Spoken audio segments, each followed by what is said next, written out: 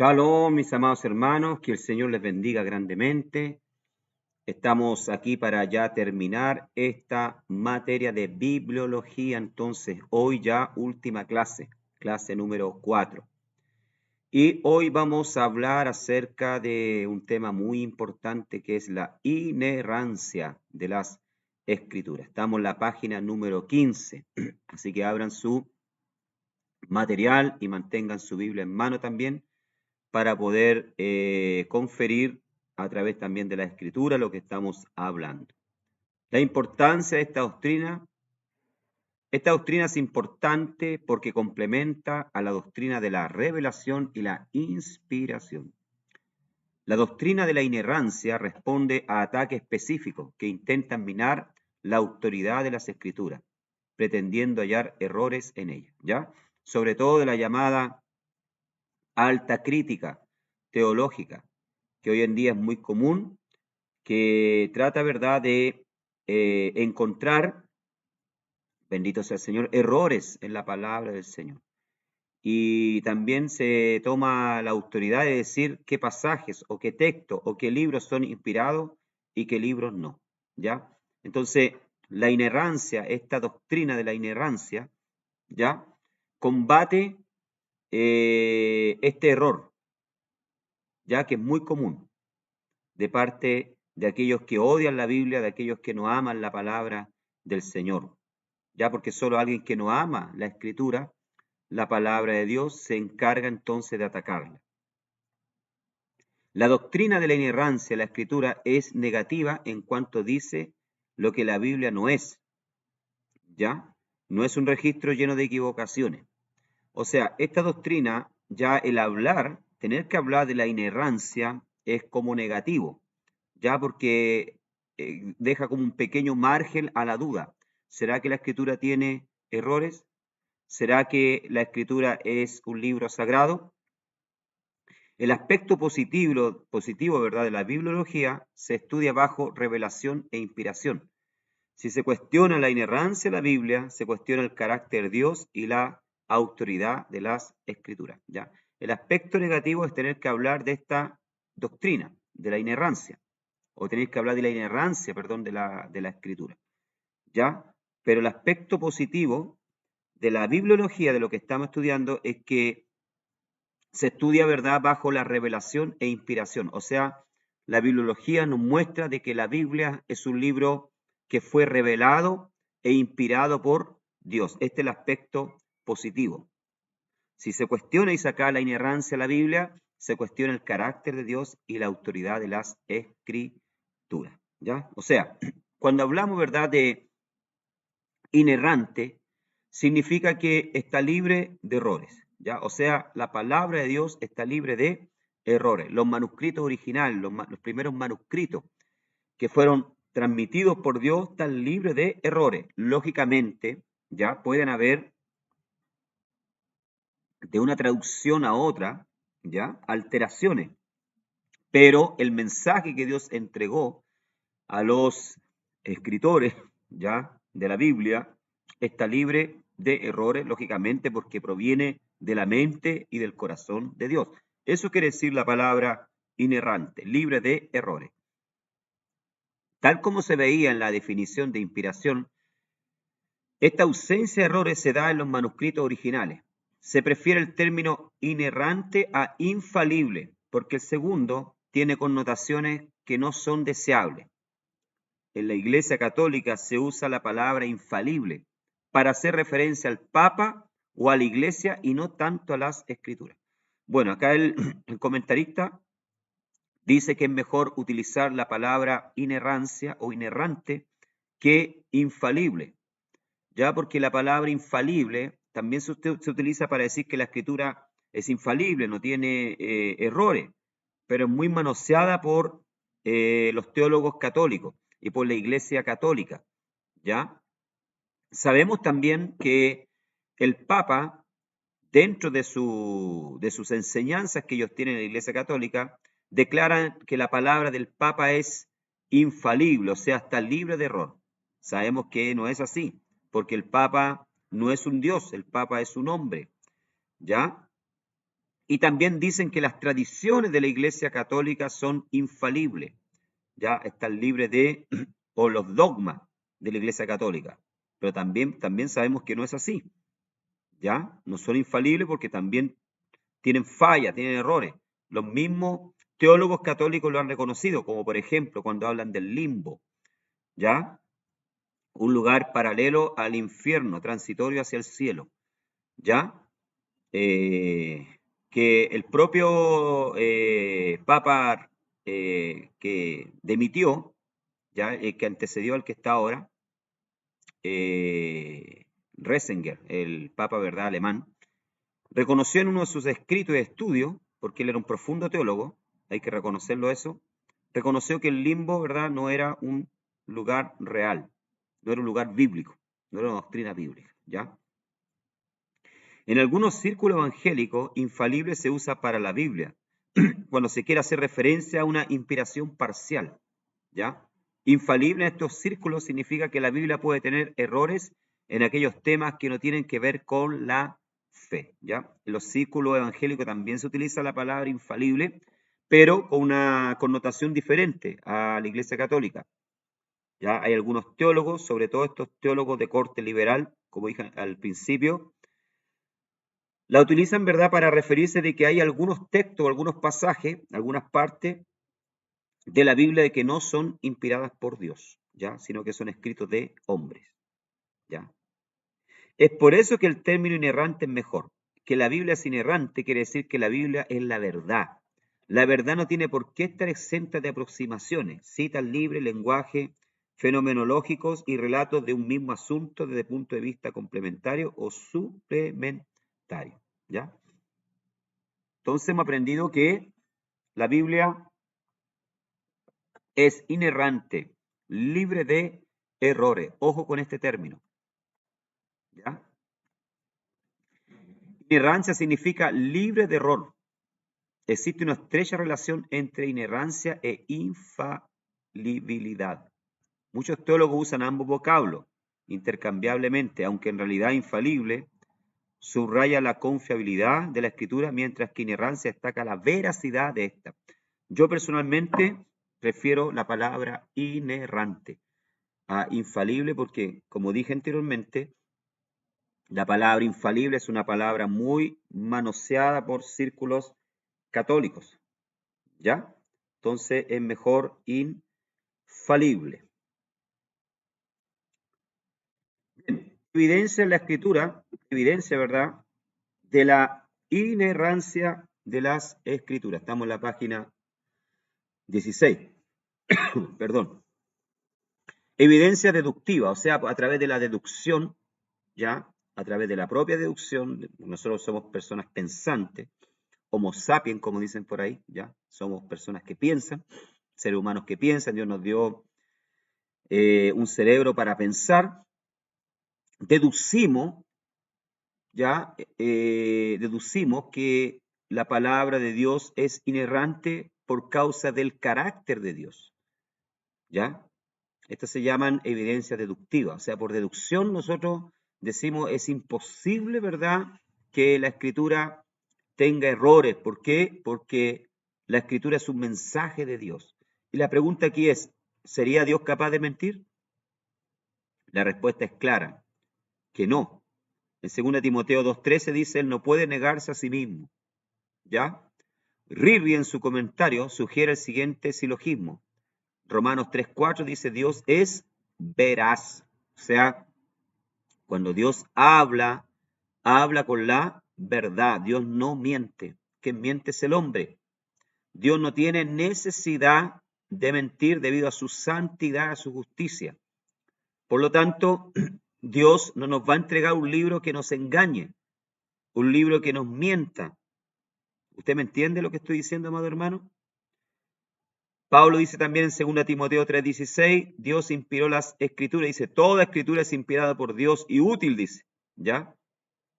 Entonces, toda escritura, ¿verdad?, que nosotros tenemos hoy, los 66 libros, 37 del Antiguo Testamento y 29 del 27, perdón, ¿sí?, del Nuevo, ¿ya?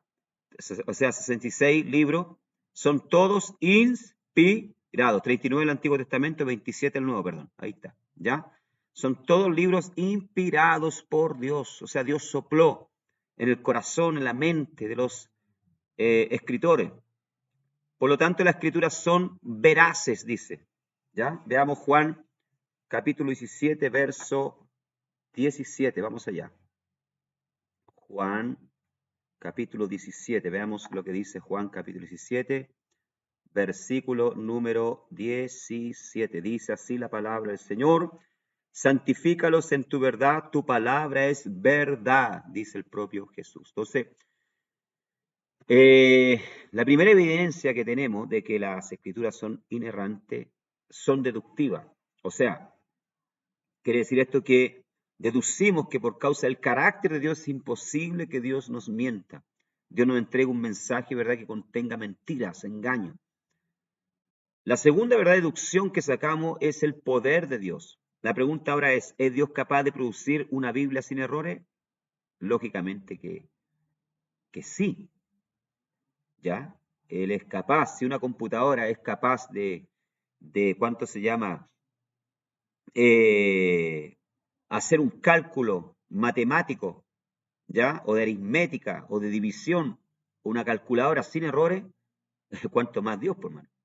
Que tiene todo poder, ¿ya? Si el hombre fue capaz, el hombre que tiene una sabiduría limitada que Dios le entregó, ¿ya?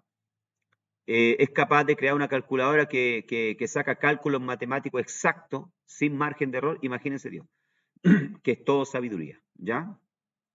Entonces, ¿es Dios capaz de producir una Biblia sin errores? Nuevamente la respuesta es obvia, porque Lucas 1:37 dice, no hay nada imposible para Dios, todo es posible. Por lo tanto, la realidad, si Dios quería producir un libro, ni siquiera necesitaba del hombre para escribirlo. ¿Usted se da cuenta? Él mismo podía ya enviarlo, como se dice, la imprenta del cielo directamente, o podía enviar ángeles para entregarlo. Pero Dios quiso usar al hombre, quiso ser partícipe al hombre de esta revelación. Otra evidencia deductiva de que las escrituras son inerrantes es la imposibilidad de que el error pueda enseñar verdad. Quienes rechazan la inerrancia restan importancia en los detalles de la cronología, la historia, la geografía o la cosmogonía, ¿ya? Pero en la narración bíblica no es posible separar estos detalles de la enseñanza principal. ¿Cómo podría ser irrelevante la geografía de Belén en la profecía de Miqueas 5:2? Si la Biblia tiene errores en asuntos históricos, científicos, ¿por qué no habría de tenerlo en asuntos de la fe? ¿Ya? Bueno, cuando nosotros estudiamos la Biblia, nosotros nos damos cuenta de que a pesar de que no es un libro de ciencias, sí toca temas que, ¿ya? De ciencia, ¿ya? Por ejemplo, les voy a poner un ejemplo. Hace poco tiempo, ¿verdad? Hace años atrás yo escuché, creo que fue 7, 8 años atrás, que unos científicos habían encerrado ya a 10 personas en una casa para que conviviesen entre ellas, 5 en un lugar de la casa y 5 en el otro lado de la casa, de la otra casa. Y a los primeros 5, ¿verdad? Todos los días le decían, ustedes están sanos, ustedes están bien, ustedes están saludables. El experimento, ¿verdad?, consistía en ver el poder de las palabras, ¿ya? Bueno, todos los días le repetían lo mismo a las 5 personas, primeros 5 personas. Ustedes están sanos, ustedes están bien, ustedes son saludables, ustedes tienen estado físico. Y con el otro grupo, ¿verdad? Todos los días le decían, oye, que se ven mal, oye, que están enfermos, oye, que están decaídos, oye, ¿qué le está pasando? Aun cuando se veían que no estaban así. ¿Qué pasó? Después de un mes, definitivamente los que recibían las palabras negativas, ya, se enfermaron. Se enfermaron porque todos los días estaban escuchando palabras negativas y esto vino a afectar su salud. Mientras que los otros, que recibían todos los días palabras de ánimo, palabras que le decían, ¿verdad?, que eran saludables, que eran sanos, estaban totalmente sanos, aun cuando tenían enfermedades de base, pero se sentían sanos. Y incluso algunos se habían sanado, ¿ya? Entonces, este científico llegó a la conclusión de que las palabras tienen poder para dar vida o dar muerte. Gran descubrimiento, no, porque la escritura ya que fue escrita hace más de 2000 años atrás, ya hablaba sobre esto. El libro Proverbio dice que el poder de la vida y la muerte está en la lengua. Santiago también habla sobre el poder de la lengua, el poder que tienen las palabras. Por lo tanto, Dios ya venía hablando de esto hace muchos años atrás, antes que los científicos viniesen a descubrir esto. ¿Ya? Entonces, podemos ver de que la Biblia, ¿verdad? A pesar de no ser un libro de ciencia, sí enseña cosas que la ciencia viene a descubrir ahora. ¿No es verdad? ¿Ya? En el punto de la arqueología también. ¿Ya? Por ejemplo, hace años atrás, a mediados del siglo X, casi final del siglo XIX, comienzo del XX, se hablaba y se decía que la Biblia era un libro de mitos, que la Biblia, ¿verdad?, era fantasiosa porque inventaba pueblos. Por ejemplo, se hablaba de los hititas, ¿ya? Ustedes saben que Uría de Eteo era un hitita, era descendiente de los hititas, que en hebreo es Hati, se les conocía como los Hati. Pero a finales del siglo XIX, en unas excavaciones que se hicieron en Turquía, en la península Anatolia, ¿ya? Se descubrieron puertas de una gran ciudad y de una gran civilización llamada los Hati. Y se dieron cuenta los arqueólogos que la Biblia tenía razón, que los hititas eran los Hati y que era una nación tan desenvolvida, tan desarrollada en la época, ¿ya? Que incluso llegaron a ser una potencia como lo fue Egipto, ¿ya? Y Babilonia. Lo que pasa es que los arqueólogos no la habían descubierto. Y se descubrió ahí, ¿verdad?, que los Hati tenían grandes ejércitos con hombres muy valientes. Y Urías Eteo, que era un hitita, un Hati, ¿ya?, casado con Betsabé, no era un hombre cobarde, era un hombre valiente, un gran guerrero, ¿ya? Que sabías posiblemente venido, ¿verdad?, a vivir a Israel, o era tal vez un soldado pagado a sueldo, un mercenario que era pagado, y se había casado ahí, ¿verdad?, con una judía, con Betsabé, y se había quedado ahí, pero era hitita, era Hati. Entonces, vemos una vez más que la arqueología muestra, ¿verdad?, que la Biblia no miente, ¿ya? En cuanto a lugares o hechos. Tenemos el ejemplo acá de Miqueas 5:2 que habla de que Jesús va a nacer el Mesías va a nacer en Belén, de Judá, ¿ya? Miqueas, ¿verdad?, profetizó casi 400, 500 años antes de Cristo. ¿Se da cuenta usted? Antes que Jesús naciese en el Nuevo Testamento, Miqueas ya estaba profetizando dónde iba a nacer el Mesías. Entonces, ¿cómo usted explica eso? ¿Ya? Entonces tenemos las evidencias de la inerrancia de la Escritura, deductiva, que por deducción, que por pensar, por analizar, uno se da cuenta de que es imposible que la Escritura contenga errores porque es la palabra de Dios. Y también tenemos las inductivas que encontramos en la propia Escritura adentro. Estas ya no son deductivas, no parten o no nacen a partir de la deducción de uno, sino que están dentro de la Escritura misma, inductiva, adentro. Y estas evidencias inductivas abundan en la Biblia, textos que subrayan la absoluta falta de error en el texto inspirado. Por ejemplo, aquí podríamos citar, ¿verdad?, varias, pero les voy a citar algunas. Salmo 19, versículo 7, después ustedes con más tiempo, ¿ya?, pueden estudiarla. Yo no tengo tiempo para leer toda la referencia. Salmo 19, vamos a buscar acá, Salmo 19, aquí en mi Biblia. Versículo 7 dijimos, dice, la ley de Jehová es perfecta, dice, que convierte el alma. El testimonio de Jehová es fiel, que hace sabio el sencillo. Dos cosas importantes. Cuando habla de ley, habla de mitzvah, mandamiento, ¿ya? O sea, el mandamiento de Dios es perfecto. ¿Qué es lo que es algo perfecto?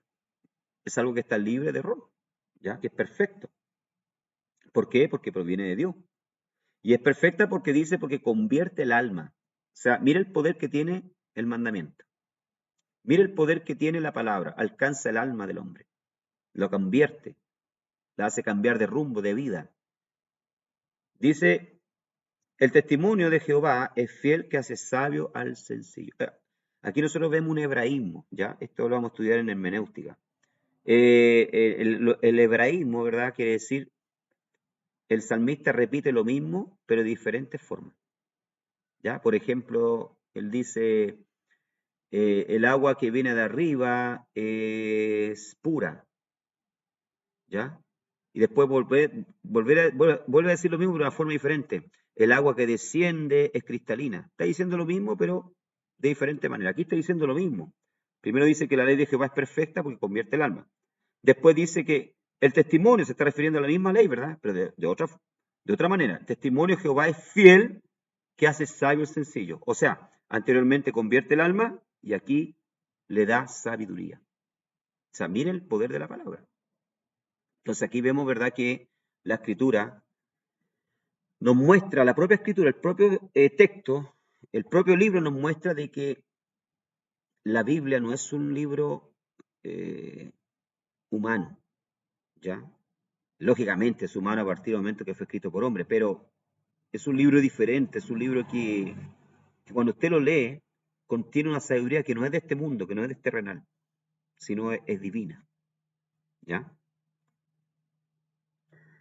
Bien, hemos visto entonces lo que es la inerrancia, ahora vamos a hablar un poco de la canonicidad o canon, ¿ya? El canon. Ustedes van a escuchar mucho esta palabra, canon en la escritura, a teólogos, ¿verdad? Maestros de la escritura que hablan del canon, el canon. ¿Qué es lo que es el canon?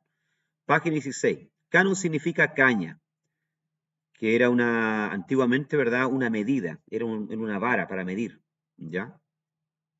Y esta palabra, ¿verdad? Se utilizó cuando se habla del canon de la escritura, se está hablando de la lista de los libros inspirados. ¿Y cuál fue la vara que se utilizó, verdad? ¿Ya? O el método que se utilizó para reconocer cuál libro era inspirado o no. Para poder decir, este libro es canónico, este libro es inspirado, ¿ya? Entonces, cuando habla de canon, está hablando de los libros que fueron reconocidos por los padres de la iglesia y por la propia iglesia, ¿verdad? Como libros sagrados, libros canónicos. El canon de la escritura, terminología canon, etimológicamente parece provenir del término griego, canon, caña de medir, la longitud de los cuerpos materiales, ¿ya? O sea, como dije yo, era una vara para medir, ¿ya? Como nosotros utilizamos hoy en día un metro, ¿ya? Metro, para medir, una wincha, ¿ya? En aquella época se utilizaba una vara de medir, ¿ya? Con el tiempo, canon pasó a significar el criterio de verdad de una proposición o más en general, la medida, norma o regla de algo. Entonces, el canon viene siendo la medida o regla de algo. Ya, por ejemplo, los que formaron el canon, ¿verdad? Juntaron los libros que iban a ser parte del canon del Nuevo Testamento, los 27 libros, utilizaban esta palabra entonces. Y a través de esta palabra ellos medían ya la norma que los libros tenían que tener para ser, o los requisitos que los libros tenían que cumplir para ser reconocidos como canónicos. Es lo mismo que pasa hoy en día, este mismo término, canon, ya, o canonicidad, lo utiliza la Iglesia Católica para reconocer a algunos hombres o mujeres que van a pasar a pasar, ¿verdad?, a ser parte del panteón católico como personas reconocidas como divinas, como personas, ¿verdad?, que tienen poder para hacer milagros. Entonces los canonizan. Ya, por ejemplo, Madre Carcuta, ¿verdad? Pasó por una regla, por un estudio de 3, 4 años. Cuando murió, se estudió, ¿verdad? Se escuchó diferentes testimonios, entonces ellos la canonizaron. Dijeron, no, esta mujer fue realmente una mujer santa y tenemos que reconocerla como tal porque hizo milagro. Entonces fue canonizada, reconocida como una mujer milagrosa que tiene algo divino. Sabemos que no es así, ¿verdad? Sabemos que es Dios quien hace los milagros y que el diablo también hace milagros, ¿ya? Pero no como Dios. Pero le estoy poniendo este ejemplo, ¿ya? La inspiración tiene que ver con cómo los libros de la Biblia recibieron su autoridad. La canonicidad tiene que ver con cómo esa autoridad fue reconocida, ¿ya? La canonicidad tiene que ver con la aceptación de los libros inspirados. O sea, pongámoslo en el lugar, viajemos al pasado. Yo creo que te se imaginen, ¿ya? Viajemos al pasado y pongámonos en el lugar de los primeros padres de la iglesia, ¿ya? Que tenían en su mano un montón de libros que decían ser canónicos, que decían ser provenientes del apóstol Pablo, de Pedro, escritos por Juan, porque déjeme decirle algo, era muy común antiguamente escribir libros y colocarle no el nombre del autor, sino el nombre de alguien reconocido, conocido para que el libro pudiese tener más ventas, ¿ya? Entonces, por ejemplo, les pongo un ejemplo, existe el Evangelio de Santo Tomás, ¿ya? Existe el Evangelio apócrifo también de el Apocalipsis de Pedro, para que ustedes sepan. Entonces le colocaban esos nombres, ¿para qué? Para que tuvieran más circulación, más venta. Entonces ahí había un problemón. ¿Por qué? Porque los primeros padres, estoy hablando del primer siglo, 150 después de Cristo, ya, casi finales del segundo siglo, ya, o principios, perdón, del segundo siglo, tenían un montón de libros que tenían que ubicarlos, es decir, bueno, ¿cuáles son los libros entonces que vamos a, a reconocer como canónicos para colocarlos dentro del canon que se cumplió, que se formó a partir del siglo IV, ya, en 400 aproximadamente, ya? Pero a partir del primer siglo ya se empezó a ver cuáles libros podían entrar dentro del círculo del canon, ya, o del grupo del canon reconocidos como libros canónicos o inspirados, ya. Entonces coloquémonos en lugar de ellos. ¿Cuáles eran los criterios que utilizaban? Descubrimiento de la canonicidad, dice. El pueblo de Dios no determina la canonicidad de los libros inspirados, sino que solo la descubre, dice. La canonicidad de los libros inspirados es determinada por Dios. Lógicamente, ¿ya? Lógicamente que los padres de la iglesia fueron quienes decidieron, pero esta autoridad final o esta revelación de cuáles libros eran, creemos, ¿verdad? Que la revelación de cuáles libros eran inspirados o canónicos fue Dios, vino de parte de Dios. Hoy tenemos la Biblia que tenemos porque Dios lo permitió, porque Dios le mostró a estos hombres, ¿verdad? A estos siervos de Dios, cuáles libros sí podían hacer parte del canon. La autoridad de la Escritura, por lo tanto, no se funda en la autoridad de la Iglesia, sino la Iglesia se funda con la autoridad de las Escrituras. Importante esto, ¿ya? ¿Ya? La autoridad de la Escritura, por lo tanto, no se funda en la autoridad de la Iglesia, sino la Iglesia se funda en la autoridad de la Escritura. O sea, ¿qué quiere decir esto? La Escritura no está sujeta a la Iglesia, es la Iglesia que está sujeta a la Escritura. ¿Por qué? Porque la Escritura es palabra de Dios. ¿Cómo entonces descubrió el pueblo de Dios la canonicidad de los libros inspirados? ¿Ya? ¿Qué criterios se utilizaron? Página 17. Primero, los principios involucrados, la autoridad. Esto era lo primero que ellos se fijaban, ¿verdad? Esta es quizás la más importante pregunta. ¿Habla este libro con autoridad? Fue por medio de este criterio que los profetas fueron reconocidos. La frase, la palabra del Señor vino el profeta, el Señor dijo o Dios habló, hacen patente su autoridad. Ya. ¿Qué quiere decir esto? Ellos cuando tenían, como le dije yo a ustedes, un montón de libros, ellos se fijaban en esto, en la autoridad. La primera pregunta que ellos hacían, ¿habla este libro con autoridad? En alguna de sus páginas, ¿verdad? Está la frase, así dice el Señor. ¿Ah? O vino palabra de Jehová. Si estaba esta frase, ¿verdad? Y el libro que se leía o se estudiaba, ¿ya? Durante años, hermano, porque no fue un día para otro que reconocieron los libros, esto llevó años. Le hablaba con autoridad y yo sentía la autoridad de Dios, entonces ese libro era reconocido como canónico. Pero estoy hablando del primer paso, uno de los tantos. Segundo paso, para reconocer un libro como canónico, profetismo o apostolicidad. ¿Qué quiere decir esto? La siguiente pregunta era, ¿fue escrito por un hombre de Dios? Este es el argumento que Pablo usa en Gálatas capítulo 1, verso 1 al 24. ¿Ya? Cuando Pablo escribe Gálatas, la carta a los Gálatas, vamos a ver, vamos allá. Abramos nuestra Biblia. Gálatas capítulo 1, veamos. Dice, a ver, perdón, Gálatas capítulo 1, yo me equivoqué acá. Gálatas capítulo 1, dice, Pablo apóstol, no de hombre ni por hombre, sino por Jesucristo y por Dios el Padre, que lo resucitó de los muertos, y todos los hermanos que están conmigo a la iglesia de Galacia. Gracia y paz sean a vosotros de Dios el Padre y nuestro Señor Jesucristo. Miren el encabezado, cómo comienza la carta. Pablo apóstol, o sea, tiene el sello de Pablo. ¿Quién era Pablo? Un apóstol.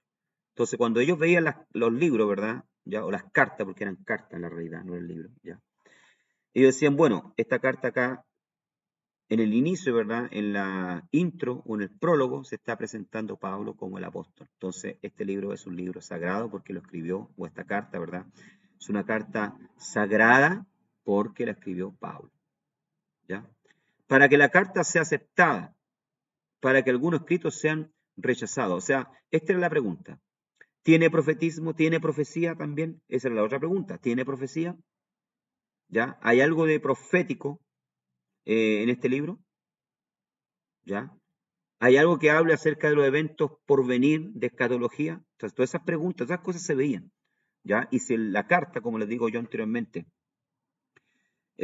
tenía un sello apostólico, una marca apostólica, ¿ya? O había una profecía, ¿verdad? O una doctrina escatológica, entonces se reconocía como eh, libro inspirado. Si no contenía estas cosas, entonces era un libro, ¿verdad? Rechazado, porque no tenía autoridad ni profetismo o apostolicidad, ¿ya? Tercer paso, autenticidad. Otra pregunta importante era, ¿dice este libro la verdad acerca de Dios? El hombre, etcétera, tal y como la anterior revelación la da a conocer. Registra los hechos tal y como ocurrieron. Este fue el criterio usado por los de Berea para juzgar la enseñanza de Pablo. ¿Ya? Dice que Pablo cuando llegó a Berea, huyendo, ¿verdad?, de la persecución de Tesalónica, dice que llegó a la sinagoga de Berea y comenzó a predicarle a los judíos de Berea, de la sinagoga de Berea. Y ellos, dice que escuchaban y analizaban con la escritura para ver si las cosas que Pablo decía concordaban con lo que decía la escritura. Muchos creyeron y otros no. ¿Ya? Entonces, es el cuidado que ellos también tuvieron, los primeros padres, para reconocer cuál libro era de Dios o no. ¿Ya? Verificarlo con otras escrituras, para ver, ¿verdad?, si no contradecían alguna doctrina, ya sea del hombre o de los ángeles o de Dios, etc. ¿Ya? Autenticidad, si eran auténticos. Otra cosa que se miraba para ver, ¿verdad?, si el libro era canónico o no, era el poder intrínseco que tenía la escritura. La otra pregunta era, ¿verdad?, ¿evidencia este libro el poder de Dios? Si un escrito no da evidencia de tener poder para transformar la vida, se concluía que no podía venir de Dios. ¿Por qué? Porque Hebreos 4:12 dice que la palabra de Dios como espada de dos filos, que penetra el alma, el corazón, los tuétanos, ¿ya? O sea, tiene un poder transformador. Entonces ellos se daban cuenta cuando una carta, ¿verdad?, un libro, no era inspirado porque no tenía poder, era un libro más. Era como leer, qué sé yo, la selección del Reader Digest, como leer, ¿verdad?, la Time, libro Time, ¿verdad?, la revista Time, pero ellos se dan cuenta inmediatamente cuando una carta era inspirada. ¿Por qué? Porque emanaba de él, ¿verdad?, un poder. ¿Quién no siente la presencia de Dios cuando lee el Evangelio de Juan? ¿Ya? ¿O quién no ve la actuación y la marca del Espíritu Santo en el libro de Hechos de los Apóstoles? Que a todo esto yo no le llamaría Hechos de los Apóstoles, le llamaría Hechos del Espíritu Santo, ¿ya? Porque el Espíritu Santo está de principio a fin. Quinta cosa, quinto principio involucrado, recepción. ¿Ya? Esta es otra cosa que también ellos miraban a la hora de reconocer un libro como canónico. La recepción, ¿ha sido este libro aceptado generalmente por el pueblo de Dios? Recuerden ustedes que en la época, ¿ya?, los libros recorrían, las cartas recorrían la iglesia. Una carta, la carta de Tesalónica no solamente se leía en Tesalónica, se leía en otras iglesias también. ¿Por qué? Porque eran orientaciones para la iglesia, cómo la iglesia debía conducirse, ¿ya? Entonces, a medida que iban recorriendo la iglesia iban aceptándolas como canónicas, como cartas inspiradas por Dios, ¿ya? Y así pasaron a ser parte entonces del canon, lo que hoy usted conoce como Nuevo Testamento. En comparación con los criterios actuales, durante los primeros siglos de la era cristiana, el transporte era lento y las comunicaciones pobres.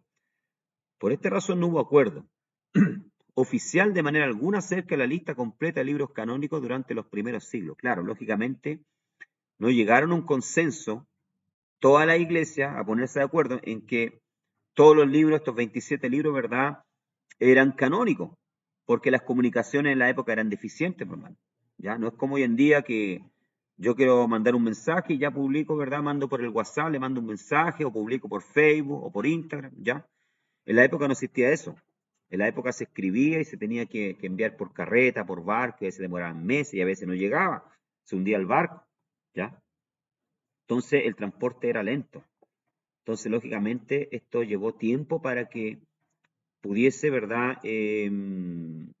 ser reconocido y ser recibido, ¿ya? Las cartas como divinas, como canónicas. Llevó tiempo para que la iglesia se pusiesen de acuerdo entre ellas y decir, no, realmente la carta de Judas es una carta que viene, ¿verdad?, inspirada por Dios, realmente Primera Corintios es una carta que fue inspirada por Dios y Dios usó el apóstol Pablo, etcétera. A eso me refiero, ¿ya? Desarrollo e historia del canon del Nuevo Testamento, página 18. El canon del Nuevo Testamento quedó completo, ¿ya? Dice, cuando el último libro inspirado fue escrito, dice, ¿ya? Entonces, ahí quedó el canon ya completo, cuando Apocalipsis ya fue, ¿verdad?, escrito, ahí ya se cierra el canon. Sin embargo, hubo un proceso histórico que culminó en el siglo ya IV, en el reconocimiento de este canon por parte de la Iglesia. Bueno, a partir del primer siglo, ¿verdad?, ya se empezó la Iglesia a preocupar, y los mismos padres, los primeros padres de la Iglesia comenzaron a preocuparse de qué libros eran canónicos, ¿ya? Pero este proceso terminó recién en el siglo IV, o sea, 400 años después de Cristo. Ahí ya se completó el canon. Ahora, ¿cuál fue el estímulo para la canonización? ¿Qué llevó a los hombres a moverse, a los siervos de Dios, ¿verdad?, a moverse, a ver qué libros tenían que ser reconocidos como canónicos o no? En su providencia, Dios utilizó diversos medios para propiciar el reconocimiento del libro inspirado. Primero, el origen de los libros. El hecho de que los libros hubieran sido escritos por los apóstoles lo hacía valioso y apreciado, ¿ya? O sea, ellos reconocían que algunos libros, ¿verdad?, habían sido escritos por los apóstoles, entonces había que cuidarlo y valorarlo como tal, como libros inspirados. Entonces esto movió también, fue uno de los motivos que movió a la iglesia a preocuparse de y reconocer cuáles libros eran canónicos, reconocidos como canónicos. Segundo, la demanda de la iglesia primitiva. Los creyentes necesitaban saber con exactitud qué libros debían ser leídos en la iglesia. Yo creo que la iglesia preguntaban, ¿verdad? Tenían dudas. ¿Ah? Tal vez entre ellos se preguntaban, bueno, ¿qué libro entonces reconocemos como canónico? Porque ya andaban circulando libros apócrifos, como le digo, ¿ya? Libros no inspirados, libros falsos. Entonces, la propia iglesia primitiva comenzó a demandar esto. Tercero, el desafío de la herejía. Tan temprano como en el año 140 después de Cristo, el hereje Marción aceptaba solo Lucas y 10 epístolas de Pablo porque concordaban con su doctrina. ¿Ya? O sea, ahí empezó también a levantarse el problema de la herejía y de personas herejes, por mano. ¿Ya? Como Arriano, que estudiamos también, que no reconocía la divinidad de Cristo. Entonces, esto llevó a que con más urgencia entonces se reconociesen cuáles libros eran canónicos a fin también de establecer doctrina. Poder establecer doctrina y de esta forma poder hacer una apología de la fe, una defensa en aquellos temas, ¿verdad?, que la iglesia tenía que defenderse, como por ejemplo la Trinidad, la divinidad de Cristo, etc. ¿Ya? Entonces, esto llevó también a que se acelerase el proceso de la canonicidad de los libros. La obra misionera también fue otro motivo que empujó a que se hiciese, ¿verdad?, esta canonización de los libros. Para la primera mitad del segundo siglo, la Biblia había sido traducida al sirio y al latín. Esta obra de traducción urgía determinar con exactitud los límites del canon. Claro, porque la escritura comenzó a correr, ¿ya? Comenzó a llegar a otros países, como por ejemplo a Egipto, ¿ya? Y se tradujo a otros idiomas como el copto, que era un idioma, ¿verdad?, derivado del egipcio, y otras lenguas, ¿ya? Entonces urgía establecer un canon para que no se viniesen a traducir otros libros, ¿verdad?, que no fuesen reconocidos como inspirados por la iglesia. Y por último, las persecuciones y la política. Las persecuciones de Diocleciano, ya este emperador, incluyeron la destrucción de las escrituras. ¿Ya? Diocleciano, ¿verdad? Habían emperadores que se levantaban con furia contra la iglesia al punto que no se conformaban solo con perseguir a los cristianos, sino también con destruir, ¿verdad?, los escritos, los libros, perseguir los libros también y destruirlos, a fin de que la iglesia quedase sin, ¿verdad?, estas cartas. Entonces, por eso también esto llevó a que se reconociera cuál era el canon y se hiciesen copia y copia y copias para que, en caso que en una ciudad, ¿verdad?, se levantase una persecución, otra ciudad pudiese tener los libros y pudiese dar continuidad a la vida de la escritura. ¿Ya? La colección progresiva, página 19, y con esto estamos terminando. Aunque el reconocimiento oficial del canon del Nuevo Testamento no vino sino hasta el siglo IV, hay evidencia de que los libros inspirados fueron recibidos, coleccionados y hechos circular inmediatamente como tales. ¿Ya? O sea, aun cuando en el siglo IV recién se vino a recopilar el canon ya completo, anteriormente al siglo IV ya las cartas andaban circulando por las iglesias. Tenemos la evidencia también de los padres apostólicos, ya de que estos libros ya andaban y ya eran reconocidos por los padres apostólicos, ya. Padre apostólico, ¿verdad? Se llama así a los escritores cristianos contemporáneos con los apóstoles. Existe mucha literatura cristiana compuesta por estos escritos que atestigua la existencia de un canon del Nuevo Testamento desde el principio, incluso en la mitad del siglo II, imagínense. O sea, ya en la mitad del siglo II, los padres de la iglesia, que eran descendientes de los apóstoles, eran discípulos de los apóstoles, por ejemplo, Policarpo fue contemporáneo del apóstol Juan, fue discípulo de Juan. Policarpo ya reconocía por ser el Evangelio de Juan, de Mateo, ya en el 150 después de Cristo, ya andaban estas cartas, ya los evangelios estaban. Primera de Juan, segunda de Juan, ¿ya? Justino Mártir, también, ¿verdad? Que vivió en el 140 aproximadamente, consideró todos los evangelios como escritura. O sea, ya había un reconocimiento y estas cartas ya andaban. Y recién en el siglo IV, como dije, se reconocieron, ¿verdad? Se formó el canon, los 27 libros del Nuevo Testamento. Ojo que estoy hablando solamente del Nuevo Testamento. Atanasio, obispo de Alejandría, dio una lista de los libros que se habrían convertido en los 27 libros, canon del Nuevo Testamento, y él usó la palabra canonizado por primera vez. ¿Ya? Él fue el que le dio entonces este nombre a los libros, ¿verdad? A los libros que hacían parte del canon del Nuevo Testamento. Atanasio. Muy bien, amados hermanos, llegamos hasta acá entonces. Hoy estamos ya terminando con esta clase, esperando que haya sido de mucha bendición para ustedes. Estudien y que el Señor les bendiga grandemente. Shalom, ubraja, paz y bendición.